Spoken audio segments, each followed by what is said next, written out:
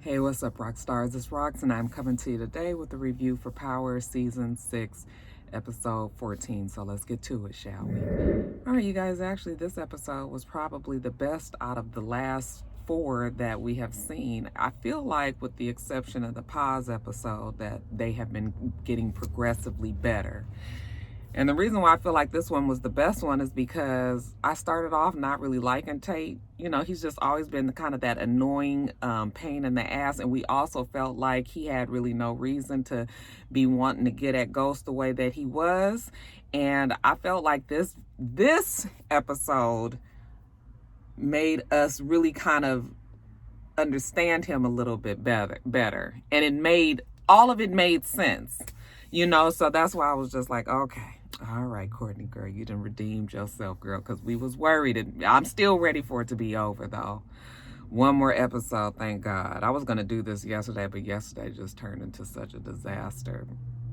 I need to get this done today, though, because I got to get my car worked on Wednesday. We're sticking to the schedule, even in these here trying times, you guys. Anyway, so the show starts with Tate. He's at the bar, he's getting drunk, tying on way too many. So much so that the bartender, who he's flirting with, okay, promising a good time, a good roll in the sack, she calls his brother, tells him to come get him. Okay. And I see that it's actually his real brother. I was like, damn, we haven't seen him since barbershop, I think. His real brother is playing his brother on the show. And next thing we see him we're assuming his family's maybe a nephew's bed. It looks like a little boy's bedroom, and yes, it is. When he joins the family downstairs, it's his brother's wife, and his son, his nephew, I guess I should say. And they look like a pretty good family unit. They seem to love him and everything. Okay, he doesn't seem to be quite the character that we've always thought he's been. It's like you see him in his home environment, kind of endears you to him a little bit more. Anyway, he sees on TV that James St. Patrick is running as Walsh's running mate. And, like everybody else, he's pissed off. Then, you guys, we jump over to Seti Bear. We see Seti Bear. Now this is starting to explain who he is. He's actually torturing a white guy. Okay, and looks like he's with a young lad. At first I was like, who is that? Is that just a partner? No, it's his son, actually, teaching him the ropes. Tate calls him, get your ass down here to New York because I need you to take care of something for me, clean it up for me. All in a day's work, but he's still got to handle this guy here. So he's talking to his son, telling him how not to kill him. Okay, we torturing him. They trying to get some information out of him, but it looks like the man ends up having a fucking heart attack well, we thought he had a heart attack. He didn't really have a heart attack. But because he looks like he's a child molester, he goes on and Seti Bear goes on ahead and blows his brains out. To Tate, we see Rashad and his brother. They at the gun range. They're shooting. And his brother, turns out he's a cop. He says, look, I put a good word in for you to come back to the force. And Rashad was like, you think I'm fixing to give up my political career because of James St. Patrick? Hell no, I worked too hard. He's about to go off, and his brother was like, okay, damn, like, but while they're shooting at their target, you see his brother is like a perfect marksman, hits right in the middle of the target each time. His brother was like, go on and stay in politics, and we're not saying you shouldn't, but it needs to be for the right reasons as long as you helping the people. And I guess that is what Councilman Tate has always planned on doing. Whether it's worked out that way or not is something else, but he tells his brother, look, before you take me home, can you run me by somewhere? Sure. So next thing we see Councilman Tate, he's crashing a meeting that Walsh and Stephen from the DNC and Ramona are having, okay? And it seems that Walsh, all she is concerned about, which is probably what many of these politicians are concerned about these days, is the black vote. And the reason why she was so hell-bent on getting St. Patrick is because he was ensuring her the black vote. So when Tate goes in there, he's just like, he wants the DNC to not back Walsh and St. Patrick. And, long story short, they were like, hell no. You out. James St. Patrick is in. Okay, now Walsh doesn't have to worry about his vote, her Tate getting the vote. Now she's ensured that St. Patrick is going to bring along with him the black vote. So basically, like, You need to sit this one out. Okay, better luck next time.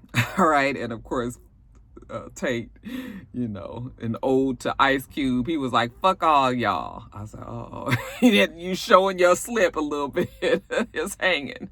So after that, Rashad is feeling pretty down on his luck. He goes to church and he's talking to his pastor. And I'm imagining him and his pastor are pretty close. He's telling the pastor that he's about to be out of the running. And his pastor was like, oh no, you've promised too much to this community. You promised too much to me.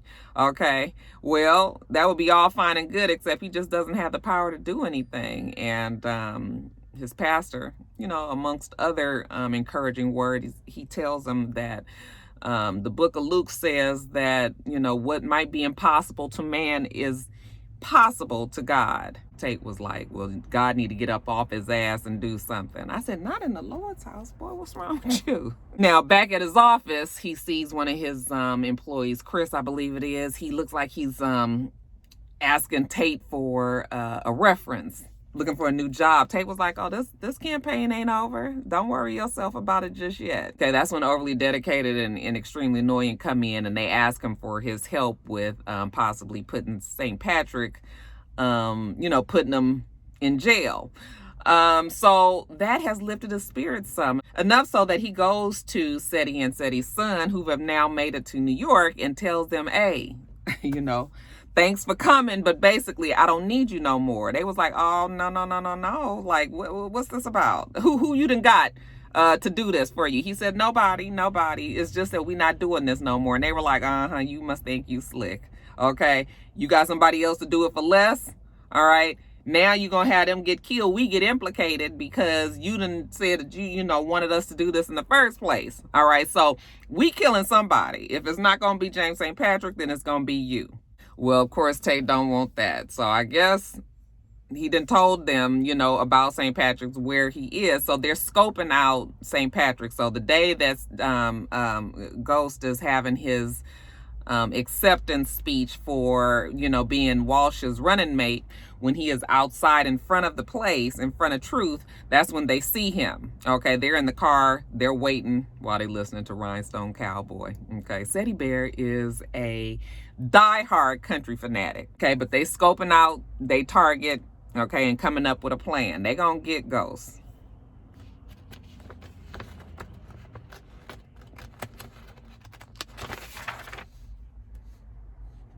Now, this is also the time when we see Tate go into Truth to tell Ghost about Extremely Annoying and Overly Dedicated, like hot on his trail. And of course, Ghost is feeling himself. Okay, your motherfucking bitch ass don't know when to stop, do you? Okay, when are you just gonna admit that I'm better than you? And Tate was like, look, I'm not saying I'm a poor loser. I understand when I lost the the game. So it's all good. James is feeling himself so tough. He tells him, you know what, why don't you just come on to the party? Basically, see how a real winner does it. Even though Tate says that he's not coming, he still tries to warn Ghost. Ghost is not listening. Get the fuck out. Okay, so now Tate is really feeling down again. He goes to like a little diner, a community diner, and everybody in there loves him. Oh my God, Councilman Tate. This is the person that's running for governor. These are the people that are voting for him. Okay, they so happy to see him. They want to take pictures. They want autographs. They on the phone calling their friends, telling them to come down there. Okay. Even though Walsh and them would tell him differently, these are the people that really love him, and it actually gives him some fuel. So he goes home, and who should be there but Sandra? I think that's her name. Okay, the trick that he was messing around with, who's married, okay, to old boy down at the campaign office. So anyway, she's there, and she tells him that he's given false hope to the constituents out there, that there's no way that he can win, and Ramona sent him over there to stop this whole social media quest to, take over whatever he thinks he's taking over. He basically was like, fuck her and fuck you. Okay, get out of my house. Okay, like he said, this damn race is not over. Now, jumping back over to Teddy Bear and his son, they have trailed James to the warehouse where he was meeting with Tommy. Okay, and this is when the shootout goes down. So we get to see it from their perspective. They're in the warehouse. He's telling his son to just go over there on the other side and just wait. Well, the son is learning, remember, and he's got a trigger finger. So as soon as he gets over to where he should be, he shoots at Ghost. All right. And they don't realize that there's another person there, but I don't know why they don't, because Ghost is talking to somebody. But of course, the son, like I said, trigger finger, you know, excited and everything. They realize that Tommy, or they don't know who it is, but they realize that somebody else is there. So now it's a full-blown shootout. Okay.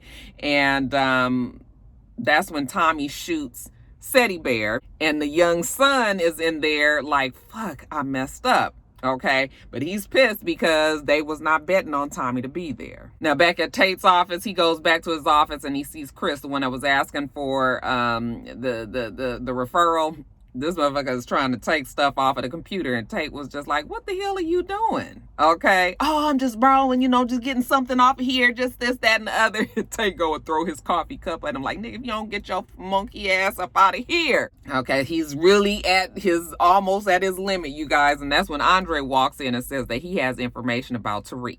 Later on, Tate gets a phone call from Teddy Bear's son. He's all frantic. You know, you didn't tell us that somebody was going to be there. And Tate don't know what to say to the boy. So he was just like, excuse me, it's a bad connection. I can't hear you. Okay. Of course, the son was like, you hear me good and damn well. But Tate hangs up the phone. So now he's like, fuck. So he drives over to Tasha's daycare.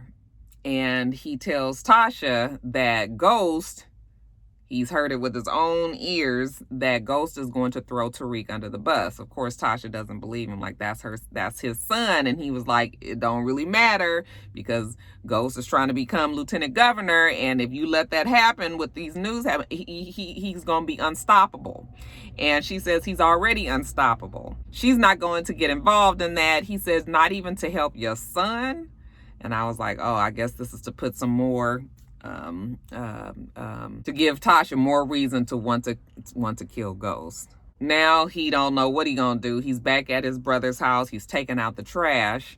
And in the alleyway, there is Teddy Bear's son. Now, Teddy Bear's son is quite frantic. He's quite at his wit's end, nerves bad. He is going to kill him a Tate today. Tate was like, I told you guys not to do it. Well, he tells him that his father is dead. And, you know, Tate was like, I'm sorry about that, you know, and then he thinks about it and he was like, damn, my number wasn't on his cell phone. Was it? Like, you know, he knows that this could tie him to it. And the son, why he say that, child? The son is just like, you know what? I'm going to kill you. But first we going to go in the house and I'm going to kill your whole damn family. Your brother, his wife, and your nephew. Tate, he straightened up. He walked up to the gun. He was like, you are not fixing to do that at all. All right. I said, oh boy, you about to get your ass whipped. But instead he gets shot, killed by Tate's brother. Okay, who comes out there and was just like, what the fuck is going on out here? They go back in the house and Tate and his brother are trying to figure out how they explain this. Okay. It's a crackhead in the alleyway. Even though the brother doesn't really want to say that, because the neighborhood has been quite cleaned up and he is a part of that reason. He doesn't want to be saying that his community is bad when it really isn't. Okay, but what else can they say? Crackhead. It's a crackhead in the alleyway. While they're trying to come up with that plan and get a phone call, Tate gets a phone call. It's an emergency at his office. So he goes to his office and it looks like the DNC is like confiscating all their shit, taking all their stuff back. Okay, looks like it's later for you. They ain't helping you with your campaign, so they're taking their stuff out. That's when, extremely annoying with her, you know, into when she talks or whatever, she comes in there and tells them that the judge ain't backing him no more. It's basically over, that James St. Patrick is gonna walk. Then he is really down and out on his luck. He's in his office. He's packing up his shit. Simon comes in there. Okay. And Simon has Walsh with him. And they are feeling themselves quite a bit. Okay. Basically, now that they got James St. Patrick, they need Tate to just go on ahead and endorse them. Tate was like, why the fuck would I do that? She said, because it's obvious you're not going to win now. So you might as well get behind me, because in the long run, it's going to help you. Even though this is going to help me in the short run, in the long run, it's going to help you. He was like, look, I'm going to always have my votes. Okay. I got the votes that you looking for. You the one that's always been trying to get these black votes.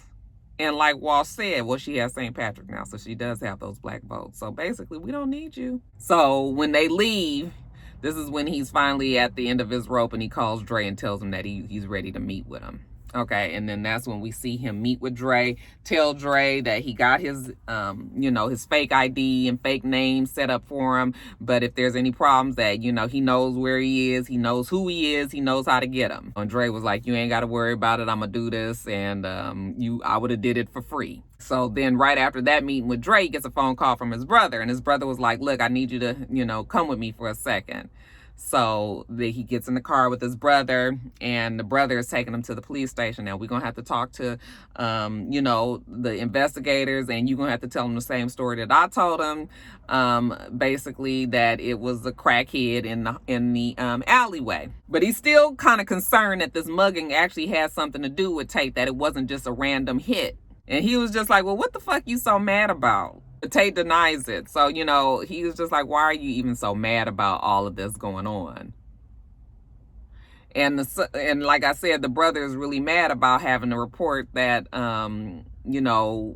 this is going on in his neighborhood. His neighborhood is cleaned up quite a bit. But Tate reminds him that, you know how the good old boys do out there, okay? He's a black man. He's going to be guilty until proven innocent.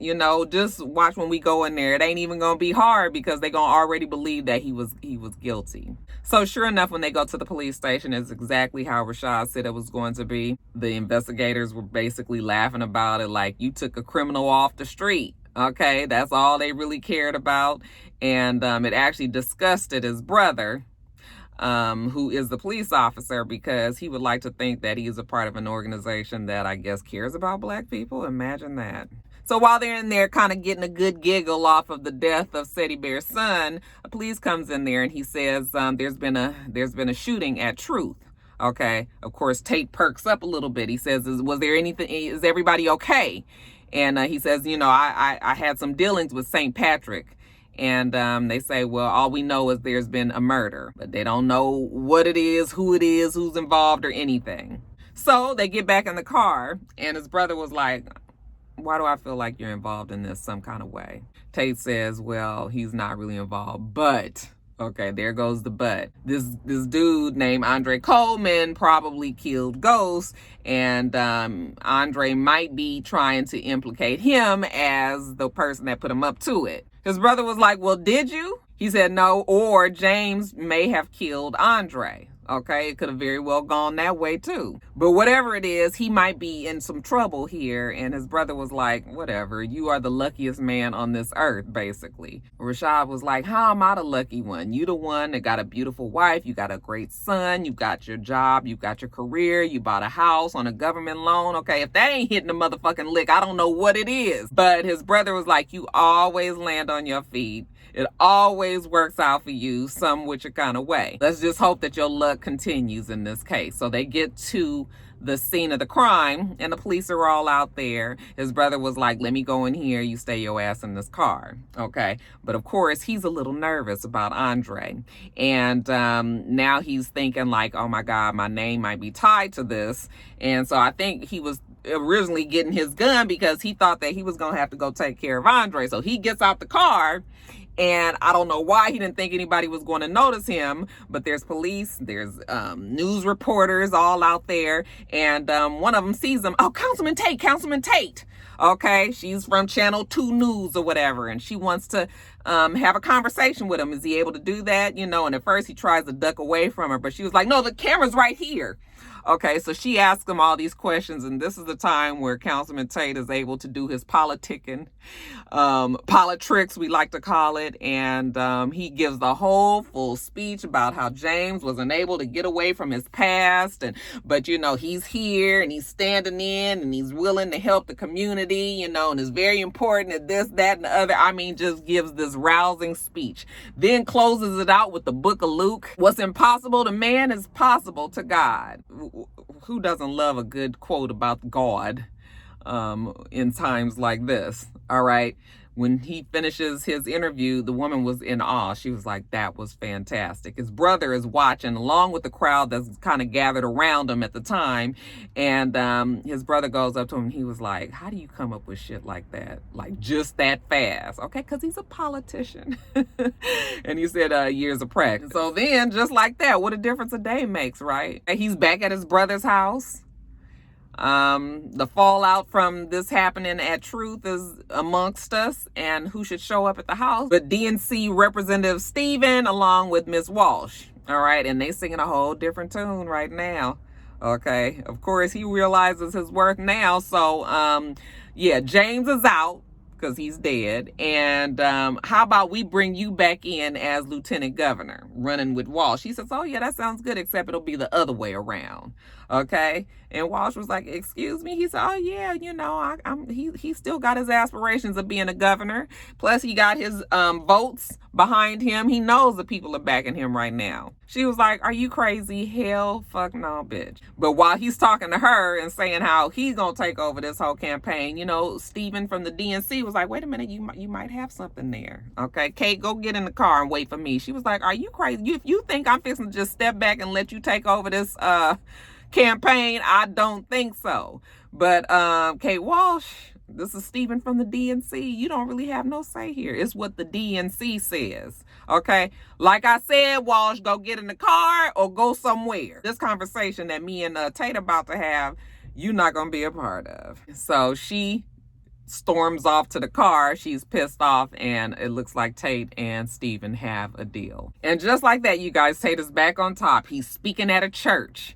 And he's giving an uplifting, almost sounds like he could be a pastor too, letting everybody know that he's back in the running for the race for governor. And he's got a whole line of people behind him, backing him.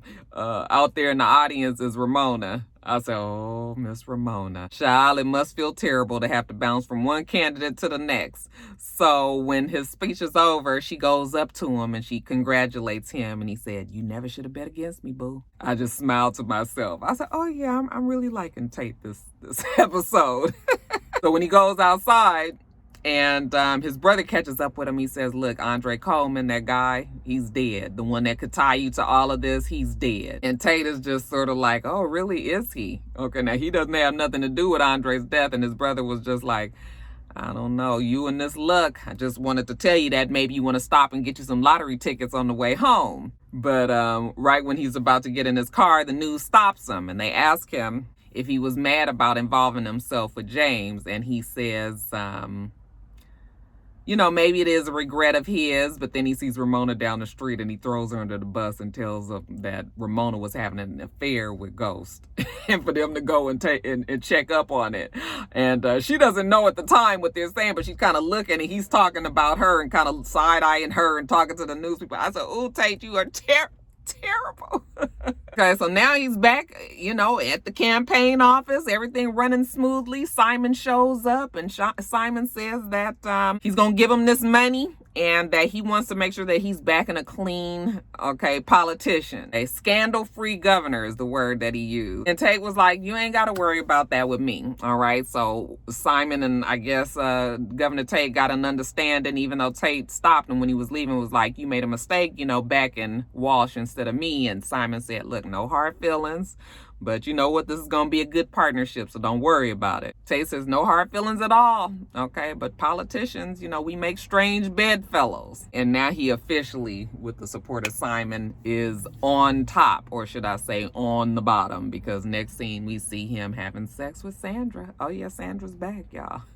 And she is enjoying her man. Her side piece, I guess you should say. The doorbell rings. It's a knock at the door.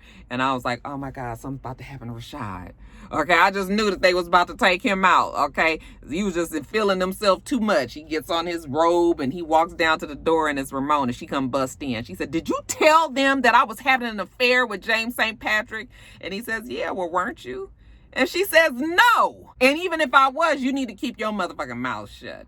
He was just like, basically, look, your future in politics is deader than James St. Patrick. I said, well, that's still a question that we have. Y'all still think James is dead?